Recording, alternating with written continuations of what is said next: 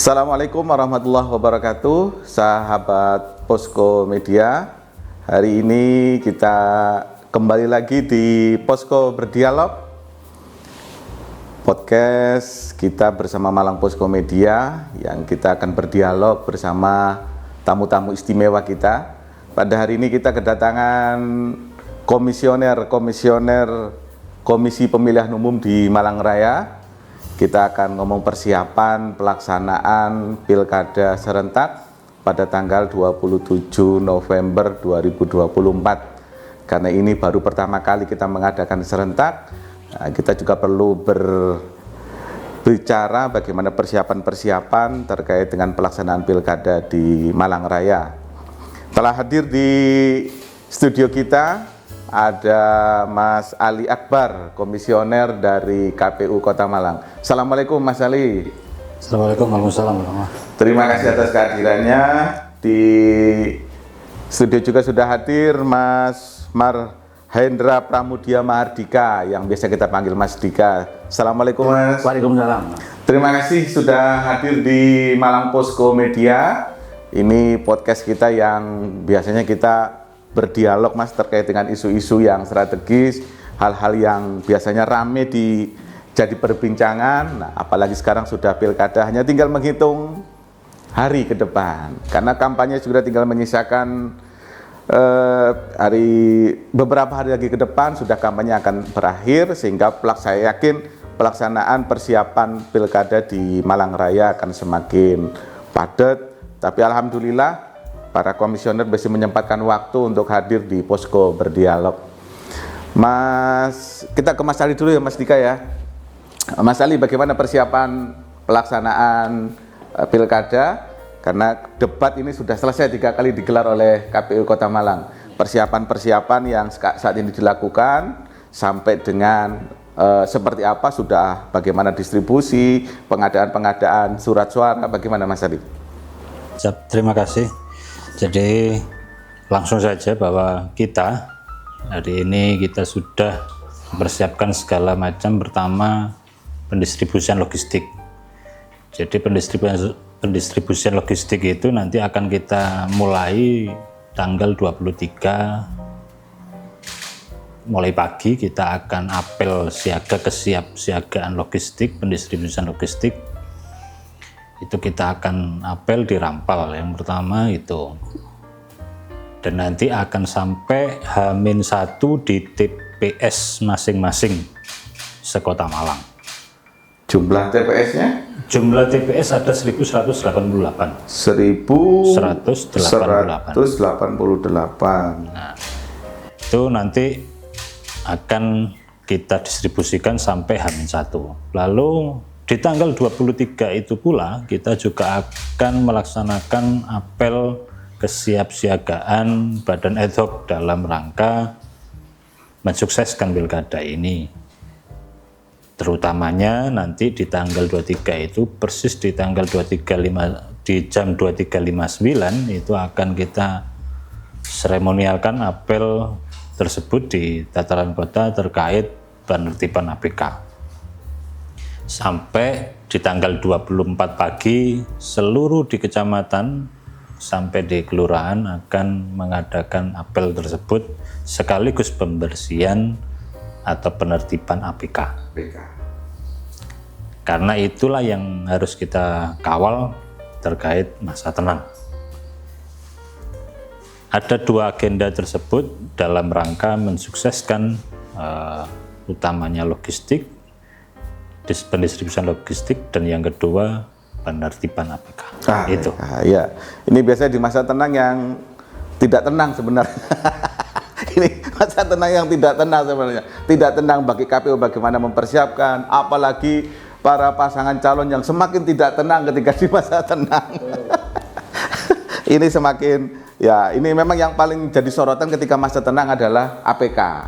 Pembersihan APK ini yang memang mesti menyisakan banyak permasalahan, ketika sama seperti ketika Pilpres kemarin dan Pileg kan, ketika masa tenang masih banyak aja. Ketika yang di bawah sudah habis, bagaimana yang di reklame, yang di bando, yang mereka menyewa itu mesti akan menjadi masalah. Tapi terbantunya kemarin yang ketika pertengahan jalan kampanye itu loh Mas Ali, itu sudah banyak dibersihkan oleh Bawaslu. Ya. Jadi Alhamdulillah. Jadi sekarang tidak terlalu banyak. Ya sekarang masih banyak lagi sih memang, tapi tidak seperti awal-awal. Awal-awal sudah banyak yang dibersihkan dari jalan. Bahkan sampai ada masyarakat yang berkata, "Loh, besok sudah masa tenang," katanya. Makanya sebelum masa tenang itu kita juga akan mengagendakan doa bersama tanggal 22. Insya Allah besok kita akan doa bersama terkait hal itu. Termasuk pula santunan, paling tidak itu. Ya karena kemarin terus terang banyak masyarakat yang berkata, "Loh, ini kok sudah bersih gitu loh. Apa besok sudah masa tenang gitu. Coblosannya kapan sih?" katanya. Nah, itu loh. Jadi masyarakat masih bertanya-tanya seperti itu. Karena setiap jalan full gitu loh. APK kanan kiri full. Hampir tidak ada tiang yang yang tidak terisi oleh APK gitu loh. Nah, kalau persiapan ini Mas, surat suara dengan jumlah pemilih 660.000 sekian nih Mas ya. Iya. Jadi sesuai logistik yang memang sudah menjadi catatan kita, semua pasca KPU RI hadir di KPU Kota Malang terkait kekurangan surat suara atau yang karena apa kekurangannya, karena rusak, dan itu semua sudah kita tindak lanjuti dan kita clear, kita pastikan sampai H-1 semua logistik sudah clear sampai datang ke TPS masing-masing. Oke. Jadi para pemilih jangan khawatir, datang ke TPS tanggal 27 berbondong-bondong, penuhi semua TPS, yang punya pemilih silakan datang dengan senang hati, sehingga ini menjadi pesta demokrasi bagi kita semua. Nah, Mas Dika, bagaimana kesiapan di kabupaten ini Mas Dika? Ya, kurang lebih sama. Kita prinsipnya karena tahapannya kan ini serentak dan dilaksanakan seluruh KPU kabupaten kota seluruh Indonesia. Berbedanya dengan Kota Malang, kami belum melaksanakan debat pamungkas. Oh iya, belum. Ya. Masih kurang satu. Debat publik nanti di Malang Raya akan ditutup di Kabupaten Malang. Oh iya. Nanti Malang Kota Batu, untuk yang Kabupaten Malang kita laksanakan tanggal 22. Betul. Terus yang berkaitan yang lain sama, karena masa tahapan di tanggal 23 adalah masa terakhir masa kampanye juga. Dan di tanggal itu pula kami juga sedang mengestimasi untuk mulai dilaksanakan distribusi logistik. Yang targetnya H-1 sudah nyampe ke semua TPS di wilayah Kabupaten Malang. Ya, karena luas wilayah kabupaten ini luar biasa, 33 kecamatan dengan jumlah TPS berapa? 4.000 Mas ya? 4.042. 4.000 TPS dengan jumlah DPT 2 jutaan Mas ya? 2.060.576. Wow. Itu kalau dibandingkan kota yang 600, kabupaten dengan 2 juta. Nah, ini kan ketika distribusi kan butuh effort yang luar biasa nih Mas, apalagi di daerah yang agak naik-naik, agak pelosok gitu. Daerah-daerah Malang Selatan gitu. Terus terang saja, kalau kita sendiri saja mubeng sak Malang, sak kabupaten, kira-kira orang dino gantek Mas, mulai teko pucukan Kasembon sampai pucukan Sengguru iki lho Mas. Kira-kira jadwalnya Mas? Ya. Mulai tanggal 23 sampai tanggal 26 ya, kita atur kecamatan. Memang belum sekarang pengaturan kecamatannya, tapi besok kita koordinasikan dengan kantor pos, PT Pos, terus kemudian diatur jadwalnya per harinya hingga sampai feeder dari kecamatan ke desa dan TPS. Betul. Ada daerah yang agak sulit Mas? Butuh transportasi? Ampel Gading, Tirtoyudo, Dampit masih terdapat beberapa desa yang jika misalnya terdapat kendala banjir, longsor dan lain-lain itu perlu effort lebih. Misalnya Pak harus pakai kendaraan roda 2 seperti itu.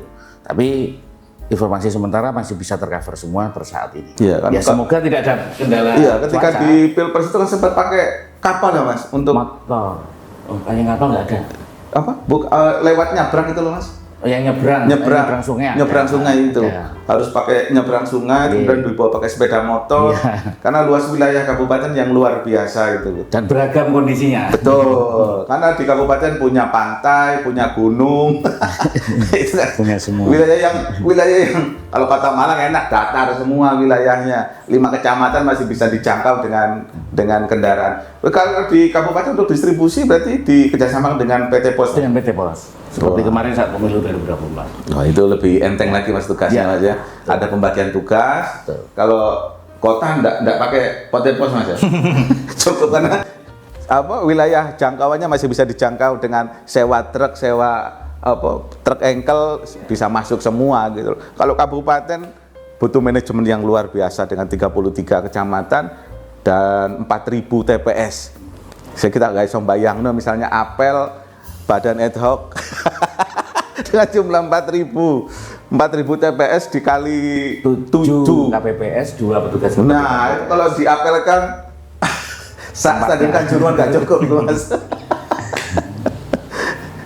Nah, dengan persiapan yang luar biasa seperti itu di kabupaten apa ada tambahan-tambahan yang lain mungkin mas, melibatkan selain Linmas mungkin untuk proses apa ini distribusi masih selain PT tetap, Pos ya jelas PT Pos nanti akan sampai ke kecamatan, terus kemudian mengatur sampai ke desa, dari desa teman-teman KPPS dan petugas ketertiban yang kemudian akan menjemput dan mengirimkan ke TPS-nya.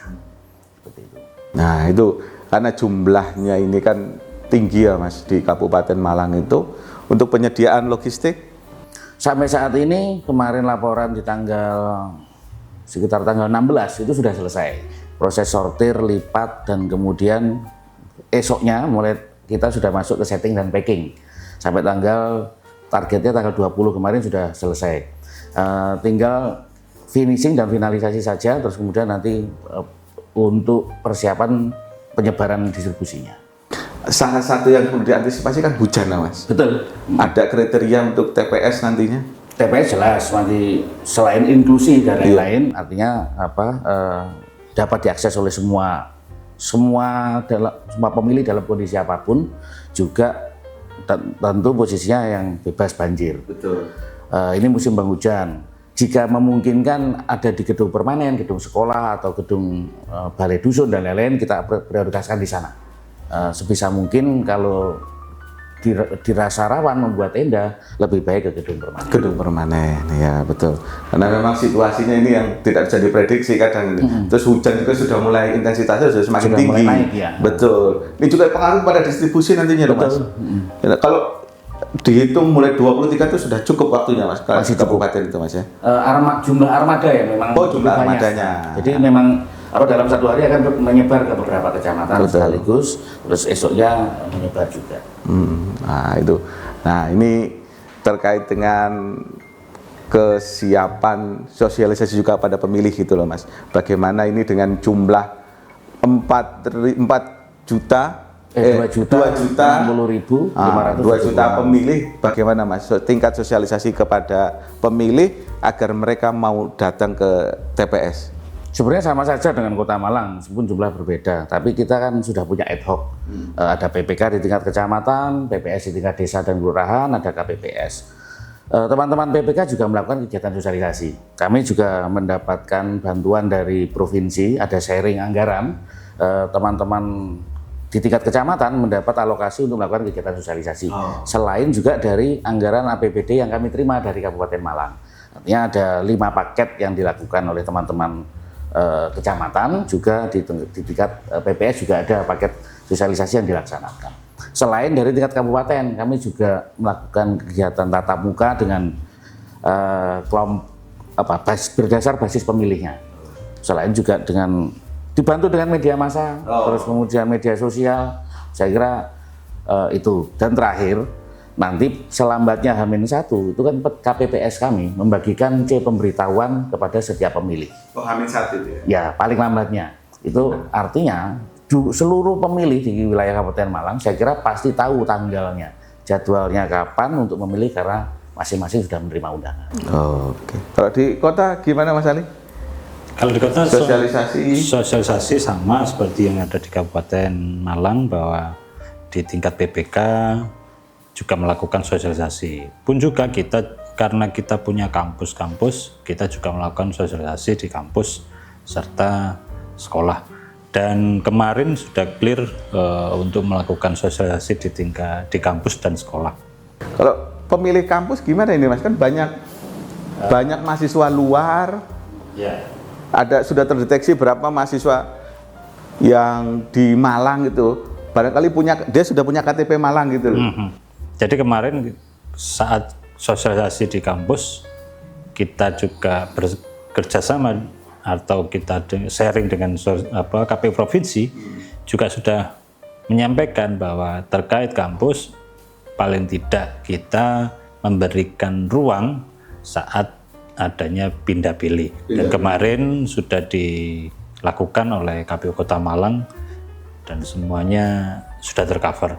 Kalaupun ada kurang dan lebihnya, mungkin pemahamannya sampai detik ini belum clear terkait adanya yang boleh memilih di Kota Malang itu siapa saja sih, kan gitu. Karena kita enggak melepas tanggung jawab, bukan, karena bisa jadi mereka kurang memahami sampai kapan sih mereka boleh melakukan pindah pilih itu tadi. Betul. Nah, bukan karena apa, kan ada batasan waktunya.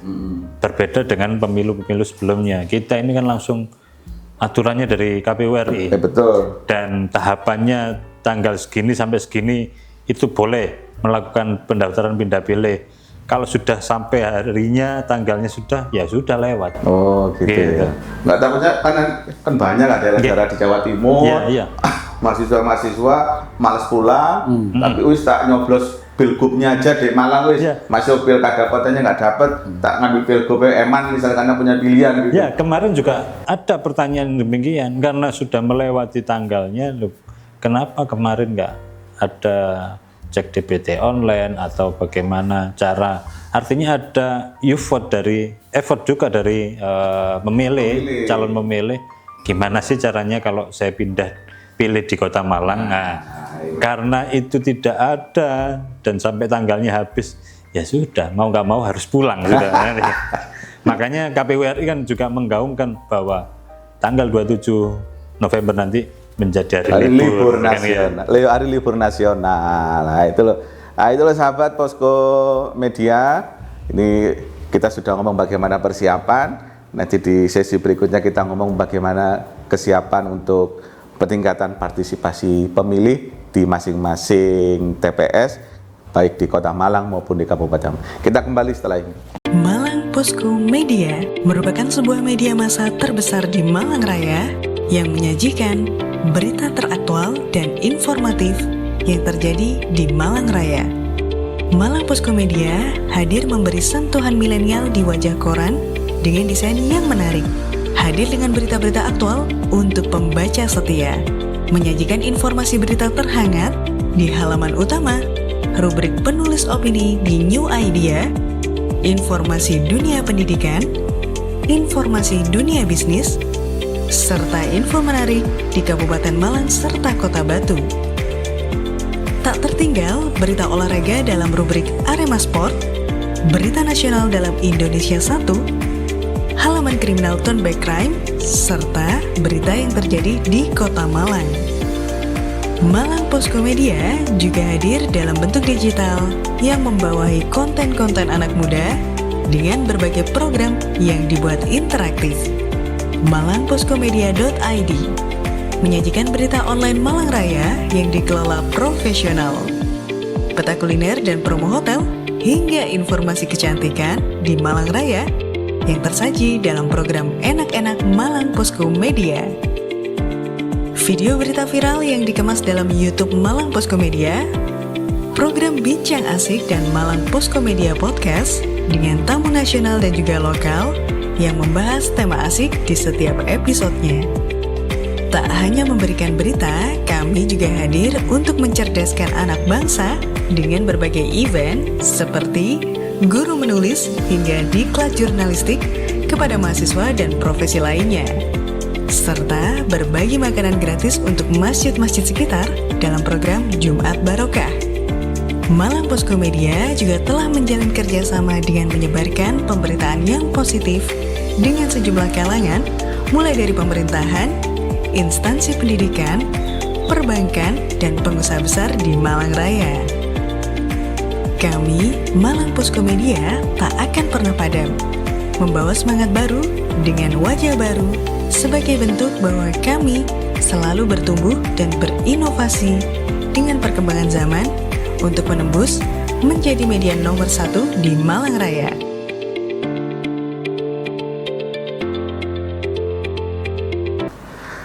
Sahabat Posko Media, kita kembali lagi di Posko Berdialog bersama Komisioner KPU Kota Malang dan Kabupaten Malang. Yang di sesi kedua ini kita akan ngomong bagaimana peningkatan partisipasi pemilih untuk di Pilkada Kota Malang maupun di Pilkada di Kabupaten Malang. Kalau di Kabupaten Malang dengan DPT 2.060.000 lebih itu saya kira butuh yang sangat luar biasa. Di Kota Malang dengan DPT 660.000 sekian, ini juga butuh kesiapan bagaimana ini ngobrak-ngobrak pemilih untuk bisa datang di tanggal 27 November. Nah, kalau di Kota Malang bagaimana Mas Ali untuk peningkatan partisipasi pemilih? Ketika di Pilpres Pileg lalu persentasenya?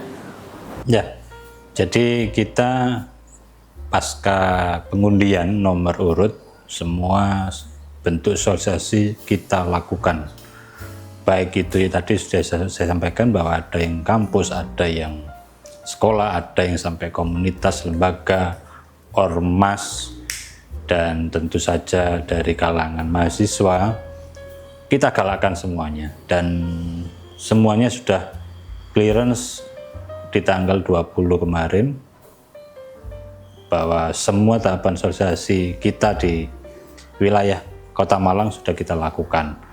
Kalaupun memang ada yang kurang kita lakukan sosialisasi, mungkin ada yang iklan layanan media, nah, itu memang kita tahu dan paham, kita lakukannya kurang masif gitu aja. Tapi secara global semuanya sudah kita lakukan. Kenapa? Karena kita langsung menyentuh lapisan masyarakat, bukan melalui media-media secara maksimal, tapi kita maksimalkan turun terjun langsung ke masyarakat. Gitu. Kalau kemarin tingkat partisipasinya di Pileg Pilpres 80%-an ya. 80%. Kalau target di Pilkada 27 November ini? Tentu targetnya paling tidak menyamai. Sama ya. Tapi secara kita tahu informasi yang berkembang, alhamdulillah sampai pertanggal kemarin tanggal 20-an sebelum debat partisipasi masyarakat sudah melebihi dari target. Oh, gitu. Gitulah. Karena kalau pilkada ini kan milih figur pemimpin yang paling dekat dengan wilayahnya, sehingga punya punya effort yang lebih. Saya untuk memilih pemimpin di daerah kita masing-masing. Yang mudah-mudahan harapan kita nih target 80% lebih yang di Kota Malang bisa tercapai. Jangan sampai nanti moro-moro gerakan jangan datang ke TPS, wah ini lebih bahaya lagi gitu. Kan bahaya lagi. Betul. Ya bisa saja orang barangkali sudah ada gerakan Mas, gerakan golput, gerakan apa gitu. Alhamdulillah kita di Kota Malang secara global damai, tenang, dan nyaman sampai pada akhirnya semoga di tanggal 27 November benar-benar terbukti. Benar terbukti ya. Ini 80% bukan angka kecil ini. Kalau Pileg, Pilpres kemarin kan mungkin ya di Pileg anggota legislatifnya masif untuk melakukan sosialisasi, kampanye. Nah, ketika sekarang memilih pemimpin di daerahnya masing-masing, saya kira juga harus lebih masif lagi, lebih effortnya masyarakat untuk memilih itu lebih tinggi lagi. Nah, kalau di Kota Malang ada 3 calon, nah yang lebih seru di Kabupaten Malang hanya ada 2 calon. Bagaimana Mas Dika ini melihat nanti tingkat partisipasi pemilih dengan 2 calon ini? Kalau kita ngomong pola, di Kabupaten Malang itu ada tren penurunan partisipasi.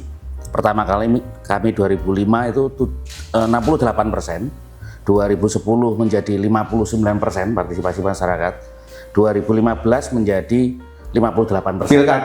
Pilkada. 2020 ada peningkatan sedikit, 60,48%. Artinya 2020 Pilkada 60,48%. Pileg kemarin 2024 rata-rata 81,55. Artinya memang tidak bisa dibandingkan antara partisipasi masyarakat pilkada dengan pemilu. Betul. Pesertanya berbeda. Betul. Ada pembagian dapil dan lain-lain. Artinya untuk Pilkada 2024 saya tidak berani muluk-muluk Target kami itu di atas 60,48%. Maksudnya harus lebih baik dibanding penyelenggaraan pilkada kemarin. Kemarin COVID, artinya ada pembatasan pertemuan, ada pembatasan kegiatan kampanye. Sebelum itu 2000 berapa itu? 2020. Oh, pas COVID ya. 2020 benar pas COVID itu. Pertemuan dibatasi jumlahnya. Iya. Kegiatan melalui daring dan lain-lain, kita malah ada peningkatan 2% dibanding pilkada sebelumnya. Harusnya di situasi sekarang yang leluasa semoga bisa lebih tinggi. Berapa angkanya? Kami tidak berani mengatakan. Saya kira dengan sebelumnya 2020 itu berapa calon, Mas? 2020 3 pasangan Tiga calon. kan? Betul. 3. Sekarang dua calon. Saya kira kalau 2 calon ini kan Semoga bisa lebih tinggi. bisa lebih tinggi lagi partisipasi masyarakatnya. Tapi kami yakin pasti naik. Pasti naik ya. Karena sudah head to head ini. Iya. Untuk sudah head to head, bagaimana kalau nggak memilih ini gitu loh. Nah, saya kira akhirnya apa? Effort dari masing-masing tim pemenangan masing-masing calon, ayo datang ke TPS, sehingga bisa lebih tinggi lagi gitu. Nah, ada tips khusus ya Mas untuk peningkatan partisipasi kalau melihat tadi kronologisnya dari pilkada-pilkada sebelumnya turun tingkat partisipasi. Nah, ketika di 2024 ini mungkin ada bagaimana menggerakkan masyarakat untuk datang ke TPS. Sebenarnya kalau belajar dari penyelenggaraan 2020, paling utama sebenarnya di pemutakhiran data pemilih yang menurut kami itu salah satu faktor validnya jumlah pemilih dengan mereka yang datang ke TPS. Di pemutakhiran di awal, mereka yang memang ganda, duplikasi atau memang TMS harus betul-betul ketat kita bersihkan. Akhirnya memang data pemilih DPT yang dihasilkan itu nanti setidaknya mendekati real. Ya masih ada lah pasti TMS meninggal dunia dan lain-lain. Nah, angka partisipasi masyarakat kan diukur dari keseluruhan jumlah pemilih dengan mereka yang datang ke TPS. Ketika jumlah pemilihnya sudah valid mendekati fakta, TMS-nya atau yang tidak memenuhi syaratnya tidak terlalu banyak dibandingkan dengan mereka yang datang, presentasinya akan tinggi, akan berbeda. Itu yang pertama. Terus kedua tentu upaya dari kami, dari penyelenggara, terus kemudian peran serta dan kolaborasi semua pihak.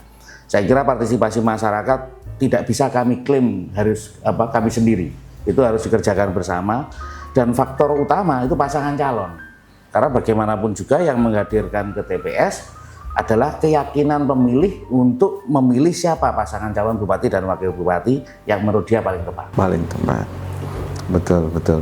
Karena gini Mas, kalau tadi pemutakhiran DPT ya, kadang itu tahapan dari DPS ke DPT itu banyak orang yang tidak tahu dan tidak memperhatikan. Padahal itu kan tahapan krusial juga kan. Ketika kita ngomong DPS, ya termasuk partai politik, termasuk yang siapa nanti bakal yang mau jadi calon gitu loh. Kadang mereka mengabaikan nanti DPS kalau ketemu DPT. Nanti baru ramenya ketika tanggal 27 atau 26 ya. Wah, kita belum menerima undangan. Oh, rame gak karu-karuan. Tapi ketika tahapan DPS ke DPT lah kok menengahi gitu. Ketika disuruh cek di DPT online juga ya menengahi gitu loh. Sementing kok sekarang meskipun sekarang sudah zaman digital yang begitu luar biasa, tapi ketika bukti fisik belum nerima undangan iki bukti fisik belum nerima undangan iki bahaya juga. Lah, Mas, gimana Mas antisipasi ketika misalnya karena tadi ada kerawanan di DPT juga, ketika ada yang dari penetapan DPT itu September Mas ya? Iya, September sampai ke November misalnya ada yang meninggal, ada yang apa. Kemudian undangannya itu bagaimana Mas, nasibnya Mas? Ya akan dikembalikan. Nanti misalnya ada atas nama yang sudah TMS meninggal dunia, itu akan tidak diberikan kepada, tidak bisa diwakilkan kan istilahnya. Itu akan dikembalikan lagi kepada PPS, diserahkan kepada KPU melalui PPK. Karena kan kemarin yang rame di medsos kemarin kan begitu Mas. Ada istilah kan zaman dulu kan, ini mohon maaf bahasanya ya, ada iki gendruwo melok nyoblos. Artinya wis meninggal kok nyoblos. Nah, dia itu. Itu sebenarnya kan gini, ketika penetapan DPT ada yang meninggal dunia, kita tidak bisa serta-merta mencoret. Karena belum tentu yang keluarga yang bersangkutan sudah mengurus surat keterangan kematian. Jika sudah ada secara administratif lengkap dokumennya, baru bisa kita coret dari DPT, dari daftar pemilih. yang terjadi sebelum-sebelumnya seperti itu. Kenapa kok misalnya setiap pemilu pilkada orang ini sudah meninggal kok muncul terus? Dulu saat pemutahiran itu tadi, selama tidak diuruskan dokumen administrasi kependudukan yang di kantor desa surat keterangan kematian, maka yang bersangkutan akan tetap hidup di data administrasi kependudukan kita. Artinya ya secara fisiknya meninggal dunia, secara administratif yang bersangkutan masih hidup. Nah itu yang terjadi, akhirnya masih banyak yang ganda, masih banyak yang TMS, padahal sebenarnya sudah meninggal, sudah tercoret, tapi karena dokumen administrasi tidak ada, kita tidak bisa melakukan pencoretan. Langsung gitu ya, betul. Ya memang krusial juga di DPT gitu loh. Kalau di kabupaten ada 2 dan sama-sama aktif calonnya ini, termasuk timnya juga, agak repot juga ketika nanti tanggal 27 lah. Ini pendukung saya belum terima undangan. Wah, itu. Untuk antisipasi di kota bagaimana Mas Ali? Ya, semalam itu jam 23.59 baru penutupan DPTB. Bahwa tambahan DPT tambahan, dan itu termasuk yang mereka mengurus pindah pilih. Dan hasilnya semalam kita belum mengupdate berapa-berapanya, paling tidak ada penambahan. Yang jelas kita ingin seluruh lapisan yang ada tinggal di Kota Malang punya hak pilih.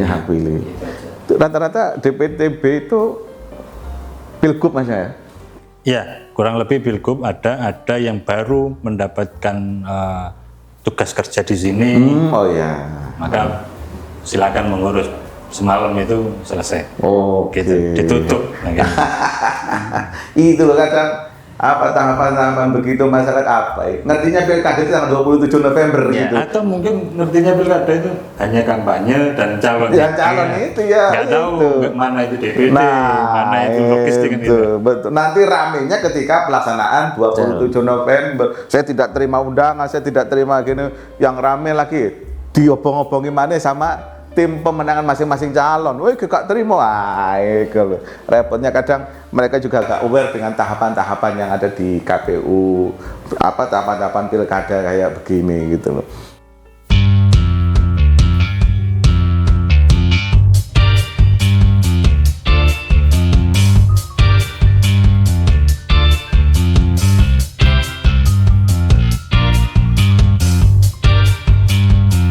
Kembali lagi sahabat Posko Media di Posko Berdialog by Malang Posko Media.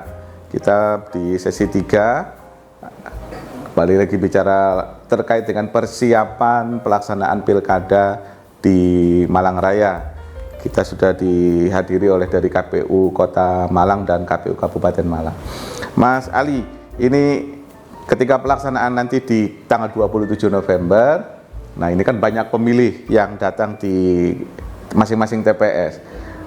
Dari masing-masing ada prioritas untuk siapa yang didahulukan, atau yang datang duluan didahulukan, atau ada siapa nih yang prioritas, ibu hamil atau lansia, bagaimana Mas?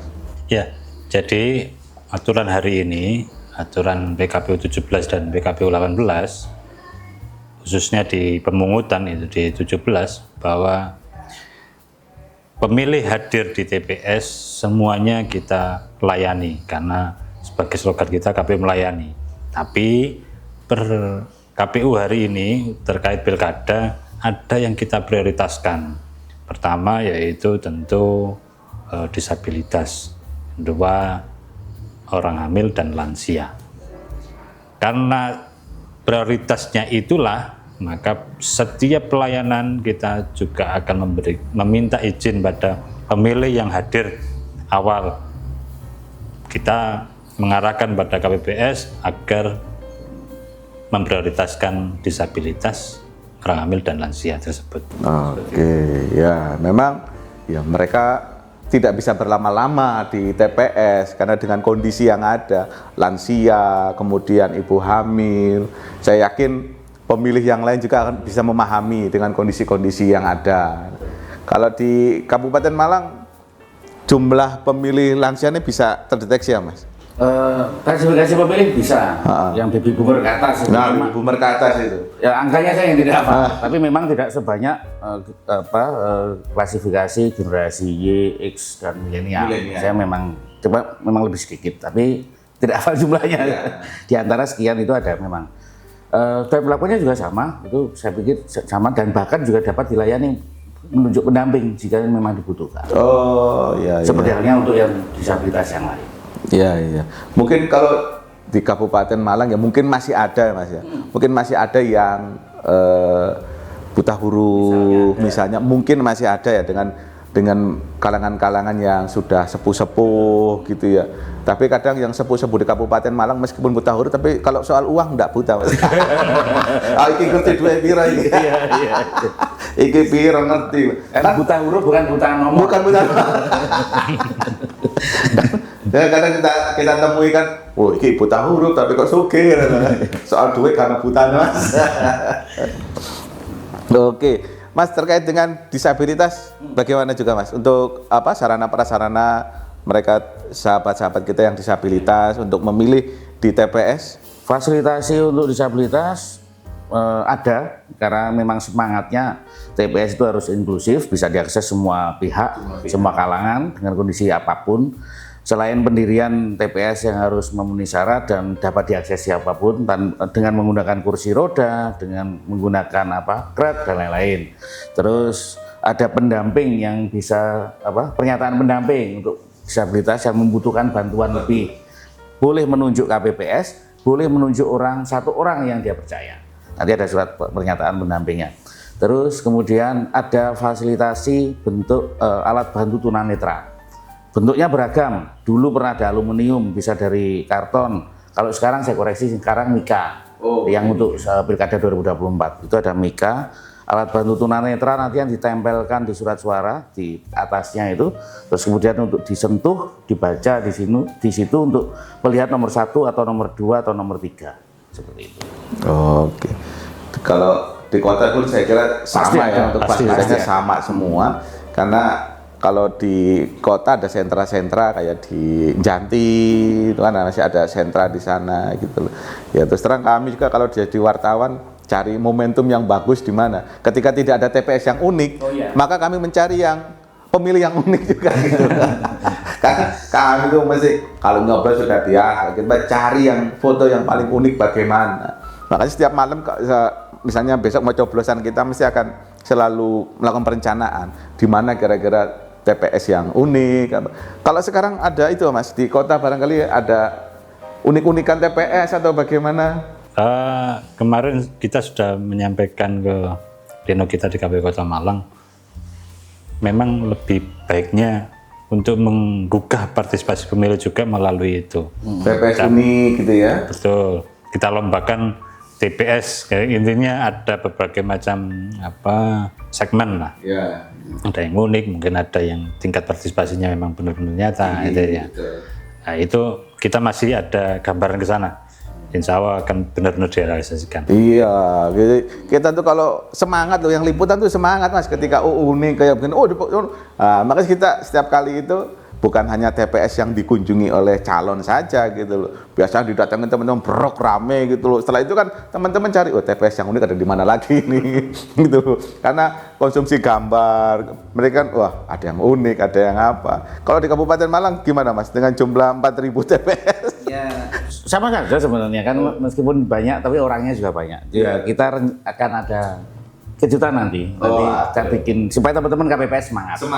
Urusannya peningkatan partisipasi, jadi yang dari jumlah pemilih sekian itu harus dipastikan. Kalau perlu jemput gitu. Kalau yang sakit gimana Mas? Sakit bisa kita melakukan pelayanan datang ke rumah dengan didampingi saksi dan PTPS. Itu bisa dilakukan. Betul. Berarti itu nanti setelah jam 12. Sekarang setelah jam 12. Setelah jam 12 ya. Karena bagaimanapun hak pemilih jangan sampai terlewatkan. Mungkin yang sakit di dalam tahanan misalnya seperti itu juga menerima hak yang sama. Oh, dalam tahanan kan biasanya tahanan dibawa ke TPS terdekat biasanya. Kalau yang sebelumnya, Mas? Kalau yang di Polres dibawa keluar ada resiko nanti. Iya. Kalau di Kabupaten Malang kan kami tidak ada lapas. Kalau di Kota Malang kan ada TPS Loksus. Ada 2. Kalau kami mengikuti TPS reguler, TPS yang ada, jadi ada pelayanan yang datang ke tahanan Polsek atau Polres. Kalau di rumah sakit, Mas? Dulu sama juga. Datang Kan ada juga? wafa, kita datangi. Oh, ada wafa, ada RSUD. RSUD. Yang kemarin kejadian itu yang di wafa itu yang saya ikut menampingi untuk keluarga pasien yang sudah mengurus pindah pilih. Kalau tiba-tiba loh Mas ya, tanggal 26 sehat, 26 malam itu sakit, kemudian tanggal 27 nggak bisa. Kalau tetap beda TPS tetap tidak bisa, Pak. Oh, tidak bisa. Harus sesuai di daftar, sesuai dengan TPS yang ada dia terdaftar di DPD. Oke, karena ya orang nasib takdir nggak ada yang tahu. 26 tahu sehat, 26 malam, tahu masuk rumah sakit, waya kata milih kak iso gini. Kata mulai kamu mungkin dong infusan gitu. Kalau di Kota Malang ada TPS khusus, Mas? Ya, kita tahu ada lapas di Lowaru dan lapas yang ada di Sukun itu perempuan. Jadi ada 6 TPS yang itu 4-nya ada di Lowaru dan 2-nya ada di perempuan. Seperti itu. Jadi kemarin untuk berapa dari 6 TPS tersebut berapa jumlahnya kita belum mengetahui. Paling tidak ada 6 TPS itu yang semuanya berkoordinasi langsung dengan kita di KPU Kota Malang. Oh iya, karena itu juga Mas, suara siapa yang paling memenang di TPS khusus itu ya jadi menarik bagi kita gitu. Siapa? Kan sering kali mesti kita siapa hasilnya. Kadang teman-teman itu ya lupa dengan hasil gitu loh. Teman-teman mau datang gitu loh. Hasilnya ya apa? Wah lali Pak, datang lagi ke sana gitu. Padahal katanya melebu lapas itu ya butuh birokrasi lagi gitu loh. Makanya saya bilang kalau teman-teman di TPS khusus ya ada yang bisa dihubungi lah siapa gitu loh. Nanti hasilnya kita akan tahu. Misalnya apa namanya itu? Calon ini menang di TPS lapas gitu. Oke. Sebelum nanti kita di sesi berikutnya kita akan bahas terkait dengan kesiapan akhir sekaligus closing dari masing-masing komisioner untuk posko berdialog kita kali ini. Kita kembali setelah ini. Malang Posko Media merupakan sebuah media massa terbesar di Malang Raya yang menyajikan berita teraktual dan informatif yang terjadi di Malang Raya. Malang Posko Media hadir memberi sentuhan milenial di wajah koran dengan desain yang menarik. Hadir dengan berita-berita aktual untuk pembaca setia. Menyajikan informasi berita terhangat di halaman utama, rubrik penulis opini di New Idea, informasi dunia pendidikan, informasi dunia bisnis, serta info menarik di Kabupaten Malang serta Kota Batu. Tak tertinggal berita olahraga dalam rubrik Arema Sport, berita nasional dalam Indonesia 1, halaman kriminal Turn Back Crime, serta berita yang terjadi di Kota Malang. Malang Posko Media juga hadir dalam bentuk digital yang membawahi konten-konten anak muda dengan berbagai program yang dibuat interaktif. malangposkomedia.id menyajikan berita online Malang Raya yang dikelola profesional. Peta kuliner dan promo hotel hingga informasi kecantikan di Malang Raya yang tersaji dalam program Enak-Enak Malang Posko Media. Video berita viral yang dikemas dalam YouTube Malang Posko Media, program Bincang Asik dan Malang Posko Media Podcast dengan tamu nasional dan juga lokal yang membahas tema asik di setiap episodenya. Tak hanya memberikan berita, kami juga hadir untuk mencerdaskan anak bangsa dengan berbagai event seperti guru menulis hingga diklat jurnalistik kepada mahasiswa dan profesi lainnya. Serta berbagi makanan gratis untuk masjid-masjid sekitar dalam program Jumat Barokah. Malang Posko Media juga telah menjalin kerjasama dengan menyebarkan pemberitaan yang positif dengan sejumlah kalangan, mulai dari pemerintahan, instansi pendidikan, perbankan, dan pengusaha besar di Malang Raya. Kami, Malang Posko Media, tak akan pernah padam, membawa semangat baru dengan wajah baru sebagai bentuk bahwa kami selalu bertumbuh dan berinovasi dengan perkembangan zaman untuk menembus menjadi media nomor 1 di Malang Raya.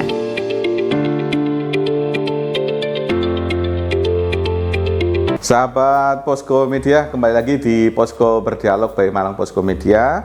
Kita masuk di sesi akhir dialog kita pada hari ini. Nah, ini kita akan bagaimana kesiapan akhir di masing-masing KPU untuk pelaksanaan tanggal Pilkada tanggal 27 November yang akan datang.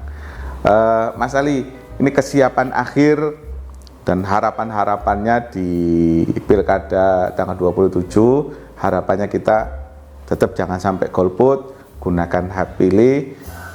Silakan Mas Ali. Ya, jadi KPU Kota Malang hari ini lagi maraton BIMTEK KPPS. Jadi semoga yang kita BIMTEK KPPS tersebut benar-benar bisa mensukseskan penyelenggaraan Pilkada serentak di Kota Malang, utamanya terkait pemungutan dan penghitungan suara, sampai nanti direkapitulasi di tingkat kecamatan pun juga di tingkat kota. Semoga dari perjalanan persiapan dari awal sampai tanggal 27 November nanti benar-benar aman dan terkendali, tentu saja kondusif untuk semuanya, untuk lapisan masyarakat yang ada di Kota Malang. Seperti Oke. Kalau di Kabupaten Mas, untuk kesiapan KPPS BIMTEK Sama dilakukan juga, sampai nanti targetnya di masa tenang sudah bisa selesai. Semoga target ya, semoga, karena mengingat waktu dan kemudian jumlah memang agak ini, tapi kita targetkan masa tenang mereka sudah bisa fokus distribusi logistik. Itu yang pertama. Terus kemudian yang kedua, situasi di Kabupaten Malang hangat-hangat, adem-adem gimana ya? Ada hangatnya, ada ademnya beberapa daerah seperti itu, tapi kami meyakini masyarakat Kabupaten Malang itu secara politik sebenarnya sudah dewasa. Artinya ditunjukkan dari beberapa kali debat, paslon bisa mencontohkan meskipun ada kompetisi, meskipun ada pertentangan, tetapi tetap berkawan. Itu yang perlu menjadi catatan. Ya, ini semoga menjadi teladan untuk seluruh pemilih. Apapun pilihannya nanti, siapa yang akan dipilih, siapa yang akan terpilih, semoga diterima menjadi kelegowoan. Terus kita berharap KPU Kabupaten Malang menyelenggarakan pemilu dan pilkada saat 2024 dan 2020 tidak ada sengketa. Kami berharap ini terulang lagi di 2024 saat pilkada. Semoga dilaksanakan dengan baik sesuai regulasi, tidak ada sengketa, partisipasi masyarakat naik. Semoga juga untuk Kota Malang dan Kota Batu serta se-Jawa Timur. Oke. Statement terakhir Mas untuk mengajak pemilih datang ke TPS dan jangan golput, monggo. Oke. Untuk teman pemilih, TPS akan dibuka mulai dari jam 7 pagi sampai jam 13.00 hari Rabu PON 27 November 2024, gratis, tidak bayar. Silakan gunakan hak pilih karena sudah disediakan 2 surat suara, 1 surat suara untuk Pilgub dan 1 surat suara untuk Pilbub. Jangan sia-siakan hak pilih, gunakan dengan baik. Mas Ali, monggo. Jadi kita tahu bersama nanti di tanggal 27 November hari Rabu, semoga warga Kota Malang tetap sehat selalu untuk hadir dan datang secara ikhlas dan tulus mencoblos pilihannya terkait dengan pilkada yang ada di Kota Malang pun juga di Jawa Timur. Semoga apa yang kita harapkan, yang kita cita-citakan sukses sampai hari hanya nanti. Oke, terima kasih sahabat Posko Media. Harapan kita bersama pelaksanaan Pilkada tanggal 27 November bisa berjalan dengan aman, damai, sesuai dengan harapan kita, dan nanti terpilih pemimpin daerah yang kredibel, berkualitas, sehingga dapat memajukan daerahnya masing-masing. Tentunya nanti akan kembali lagi pada peningkatan kesejahteraan masyarakat. Soal beda pilihan biasa, tapi seduluran sing paling penting gitu. Jangan sampai karena beda pilihan kemudian seduluran rusak. Saya kira tidak boleh seperti itu. Jadikan momen pilkada di Pilgub maupun pilkada masing-masing daerah menjadi momen silaturahmi bagi kita. Ketika kampanye sudah selesai, kembali kita ke TPS tanggal 27, bangun lagi silaturahmi, perbedaan menjadi hal biasa, yang penting seduluran sak lawase. Jangan lupa datang tanggal 27 November di masing-masing TPS sesuai dengan yang tercatat di TPS-nya masing-masing. Gunakan hak pilih dengan riang, gembira, tanpa intimidasi, semuanya berbondong-bondong, senang memilih pemimpin yang terbaik. Dari kami, terima kasih Mas Dika, Mas Ali, sudah tangannya kita berdialog di Posko Berdialog by Malang Posko Media. Mudah-mudahan ini menjadi referensi dan pencerahan bagi sahabat Posko Berdialog untuk datang di TPS tanggal 27 November, sama-sama kita ramaikan Pilkada serentak 2024. Dari kami terima kasih. Assalamualaikum warahmatullahi wabarakatuh. Waalaikumsalam warahmatullahi wabarakatuh.